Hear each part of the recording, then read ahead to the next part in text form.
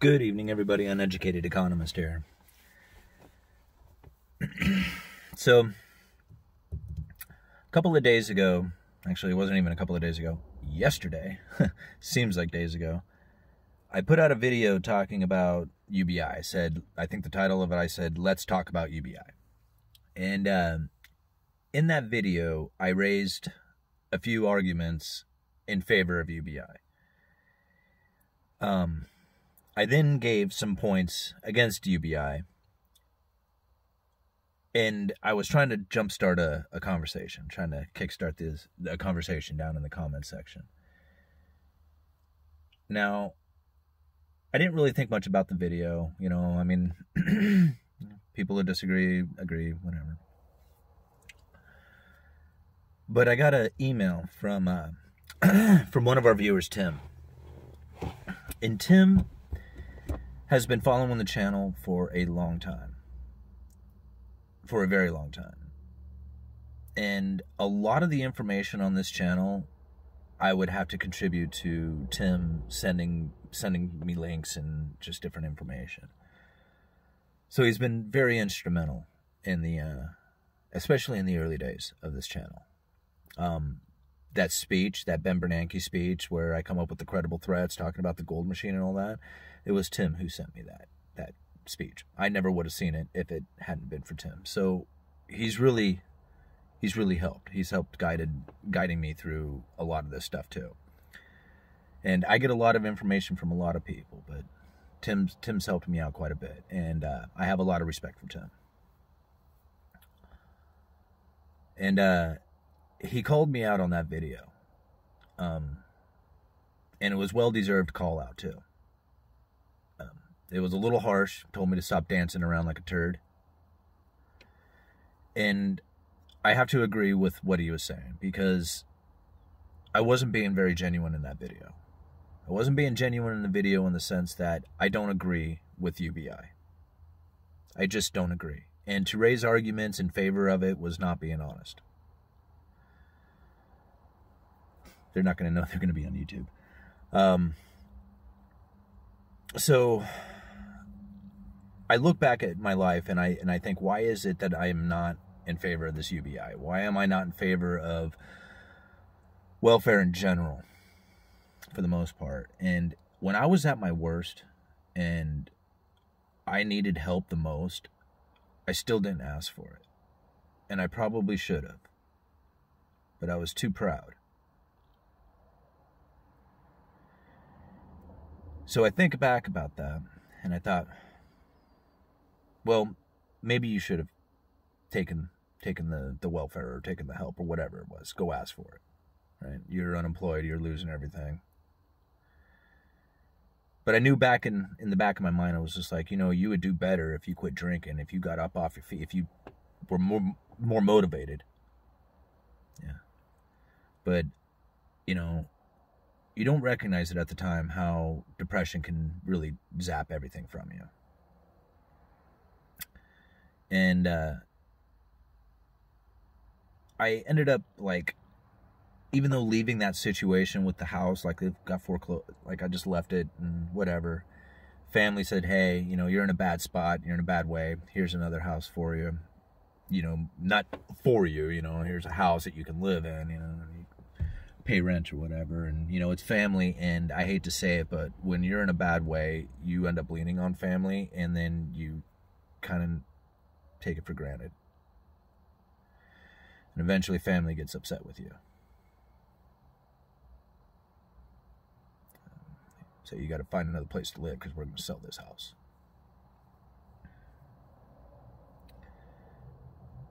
And even then, you still don't ask for help.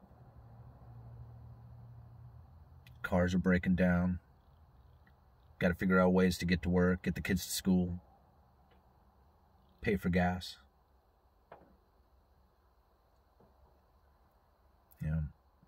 Sitting there broke, zero, nothing.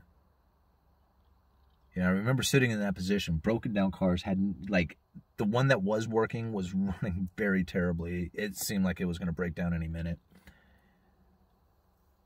And I remember just being broke, just nothing.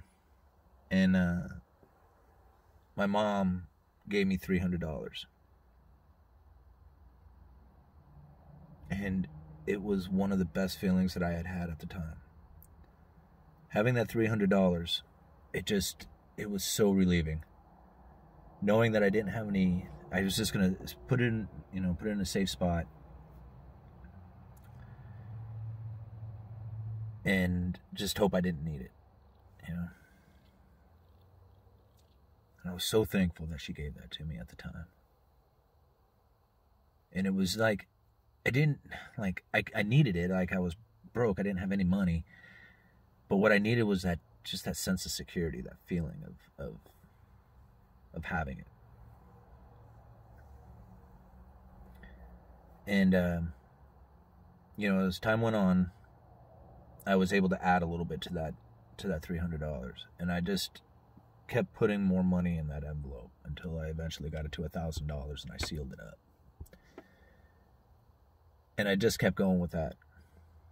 Yeah. It was a tough time. It was a really tough time. When you finally make that decision that you are going to get out of debt. And I didn't take any of the food stamps or welfare, none of that stuff. I didn't even attempt to apply for any of it. And we just worked hard, and we just kept paying. Like, I just remember like bills coming in, and it was just like, oh, I didn't know this one was, what's this one? And I was just like, just put it on the stack of the rest of them we're not going to pay. And, you start working through that stuff. Pretty soon, like, you have half the amount of debt that you had. And you're like, man, I cannot believe I've taken it down this far. And one day, it's gone.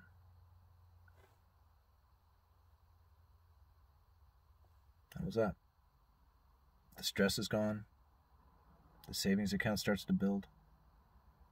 All of a sudden, things that used to be detrimental in your life, like a flat tire. Like, a lot of people, like, I have told this story a million times to people, and I'm sure I've done it on this video, but a lot of people don't realize how close to a life-changing event just one flat tire can be. Like, if you have the means, if you have the money, and you step out, to go to work, and you look, and you have a flat tire, that's an annoyance.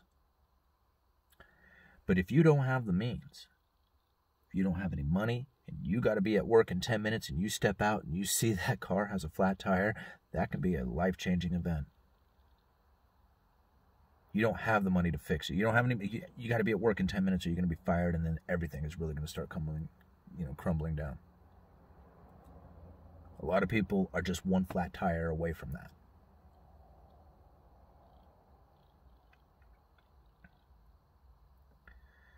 So I think about this UBI, and I think about welfare, and I think about all the stuff, and I think about what happened with me when the family let me move into that house, and I took it for granted.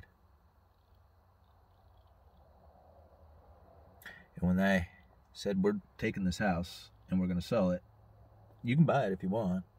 Not like I could afford it, but that was the option. And it was a really good deal. Still can't afford it. Don't matter how good the deal is. And you're forced out there on your own. You have nothing. You have no security. You have nobody helping you. You move. You're motivated. I walked to work in the rain. Every day. Freezing rain. I didn't know what else to do. I just knew that I had to be at work. I had to be at work at 7:30, and I had to leave the house at 6:30, and it didn't matter what was happening outside. Rain or shine, it didn't matter. I had to get there. And that's what I did. And I would come home stressed out, trying to figure out what it is that I was going to do in order to try and, provide for my family, not knowing what it was, what direction I could go. And the next morning at 6:30, I would walk to work again because I knew I had to get to work. That was the only thing I knew I had to do. Everything else was just a second guessing myself. But I knew I had to get there. So at 6:30, I would start beating feet. You start giving people a bunch of UBI, and they start taking that for granted, well, you're going to end up very much like in the same situation I was in when they took that from me. When they said, you no longer can live here and you're going to have to go out and figure it out on your own. It was tough. It was tough love, but it was well-deserved, and I needed that, and I am so glad they did, because if they hadn't done that, I may never have started this channel. I may have never taken the motivation to get out of debt. I may have never stepped out of that rut. I should really thank my family for doing that. Because before, the enabler, that wasn't helping. It was making things worse. So, I just want to, clarify things. I want to be honest with you guys. And I felt that I owed that video to Tim.